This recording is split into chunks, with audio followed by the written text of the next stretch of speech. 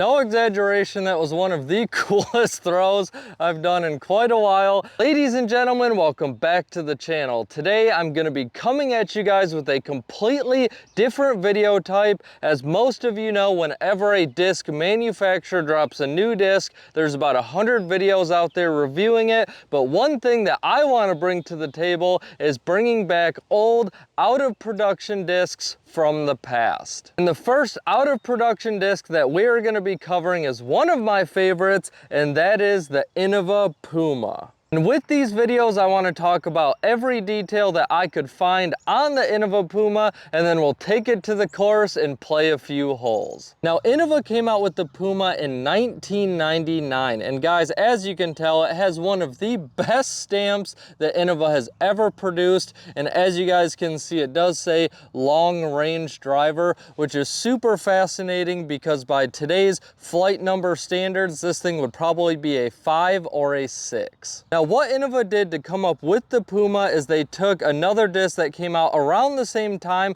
called the Panther. They put a thumb track on it to add more stability and take away some of the glide. And a lot of you out there have probably never seen or heard of the Puma. And to no surprise, when Innova released it, it did not do well. And another interesting thing about the Puma is the fact that Innova never re-released this disc. Everyone knows that Innova loves to do that. They have 7,000 molds to choose from. They'll reboot them occasionally on like a factory second run. But a lot of people think that maybe the tooling for the Puma broke, so they've never been able to reproduce it. No shocker, but the Puma only came out in one plastic type. This would technically be DX, but it does not feel like DX. It's more star plastic. I've ran into this before with really old Innova models where it kind of feels like a mix between DX and star plastic. It can handle tree hits. I've thrown this thing quite a few times.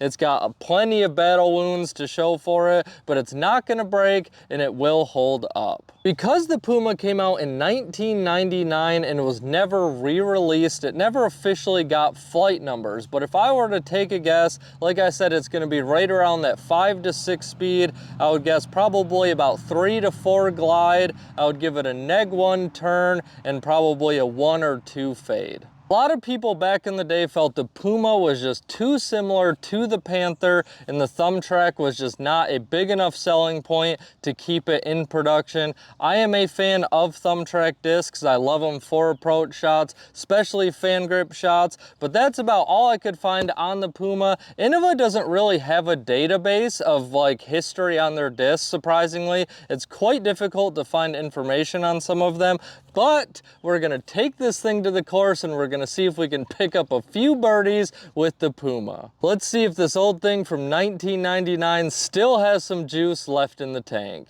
And remember guys, if you are enjoying today's video on the Innova Puma, it's very important that you let me know in the comments below. I have a lot of classic discs back in the vault, and while I'm home, I would love to continue this series. So if you have any recommendations, please leave them in the comments, or if it's just not your style video, I would love to know that too. And hey, if you are new here, please take a second and hit that subscribe button. Thank you. The first test that we are going to put on the Puma today is how it can handle flying dead straight. This hole is only 218 feet. We do have a double Mando, kind of a low ceiling. I'm not sure how the stability of this thing is going to be. I'm going to keep it nice and soft, throw it on a hyzer, see if we get a nice flip up, and who knows what can happen.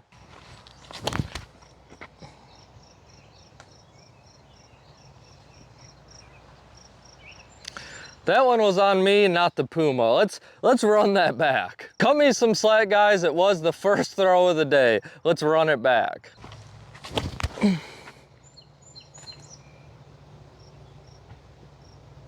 All right, it did get a nice flip up. It did start to turn over for us. We caught some of the branches, but we made it up there for a putt. Very nice flight path in my opinion. All right, we're gonna sub in player 3. Hopefully we can keep this one a little lower. Oh, that looks perfect. Oh my goodness, that had good height, but we absolutely blistered past the basket. We kind of got the hang of it on that third throw. We are gonna have our own little rating system with these vintage discs, and you guys gotta play along with the first category, and that is the stamp. Honestly, this one's one of the best. The Puma is gonna it's gonna set the bar at a solid, I mean, honestly, it's a 10 out of 10. The Puma is gonna get a 10 out of 10 on the stamp. Is it baggable? I would say it's definitely baggable. Is it findable? Not really. This is one of the rarer discs out there. They're difficult to come by, but if you do see one at a cheap price, make sure you snag it and put it right in your bag. We have moved over to hole 18. Now, hole 18 is a difficult hole. It is 420 feet, basically a giant anhyzer the entire way. If you get a 3 on this hole, you're more than happy. A 2 is very difficult, and if you were to say, Hunter, go to the hole that you are most likely to lose the Puma, it's this one. So hopefully we can lace a decent tee shot, leave it in the fairway, and then make a play for the pin. I'm gonna put it on quite a bit more hyzer because I'm gonna increase the power. Hopefully we get a nice hyzer flip, and we'll see what happens. We just don't wanna land in the woods.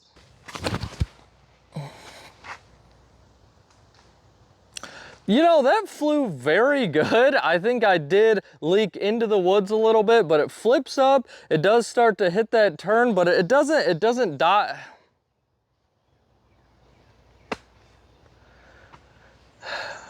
Not a bad throw. So here's where the Puma landed. We still have quite a bit to the pin, and we are gonna go for a crazy, really high anhyzer shot. Hopefully it can hold it. It doesn't turn and burn on us. This should be a pretty exciting shot. Let's see how the Puma does.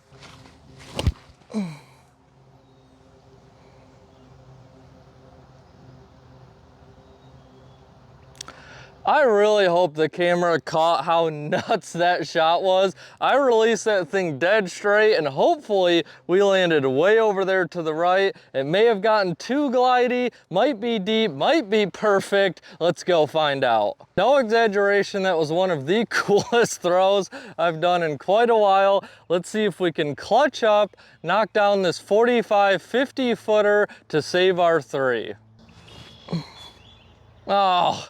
Not a bad run. We'll take the 4. To round up our final hole played with the Puma, we are just gonna go for a standard hyzer shot. This one is about 250-ish feet, I think.